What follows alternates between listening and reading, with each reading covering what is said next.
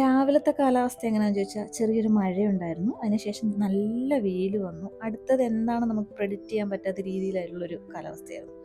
അങ്ങനെയാണ് ചില മനുഷ്യരെ. ഞാൻ കണ്ട ചില മനുഷ്യരങ്ങനെയാണ്. നമ്മുടെ കൂടെ കൂടി നിൽക്കും. നമ്മളോട് കുറേ സഹായങ്ങൾ അല്ലെങ്കിൽ നമ്മൾ കുറേ ഹെൽപ്പുകൾ ചോദിക്കും. നമുക്ക് എവിടെയെങ്കിലും അത് ചെയ്യാൻ പറ്റാത്തൊരു മൊമെൻറ്റ് വന്നു കഴിയുമ്പോൾ നമ്മൾ പോലും വിചാരിക്കാത്ത രീതിയിൽ നമ്മളെ കുറ്റപ്പെടുത്തിയിട്ട് ഒറ്റ പോക്കാണ്. ഞാൻ അതാലോചിച്ചുകൊണ്ട് ഇങ്ങനെ ഇരിക്കുകയായിരുന്നു കേട്ടോ. എന്നിട്ട് നമ്മൾ ഓഫീസിലോട്ട് നടക്കുകയാണ്. നമുക്ക് ചെറിയൊരു ഫംഗ്ഷൻ വരുന്നുണ്ട്. അതിന് വേണ്ടി ഒരു ട്രോഫി നോക്കാനായിട്ടാണ് ഈ ഓട്ടോ വിളിച്ച് പോകുന്നത്. നല്ല വെയിലുണ്ട്. എന്നാൽ രാവിലത്തെ കാലാവസ്ഥ കണ്ടപ്പോൾ ഞാൻ ഓർത്തു മഴ വന്ന് തകർത്ത് വാരിയിരിക്കുകയായിരിക്കും. പക്ഷേ അങ്ങനെയൊന്നുമില്ല. അത് കഴിഞ്ഞിട്ട് ഈ ഒരു വെയിൽ, നല്ല വെയിലാണ്.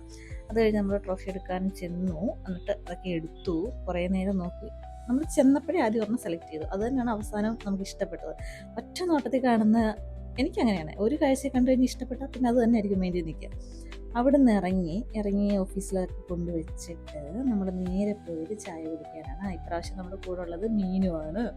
അവൾ വന്നിട്ടുണ്ടായിരുന്നു, നാട്ടിൽ നിന്ന് വന്നിട്ടുണ്ടായിരുന്നു.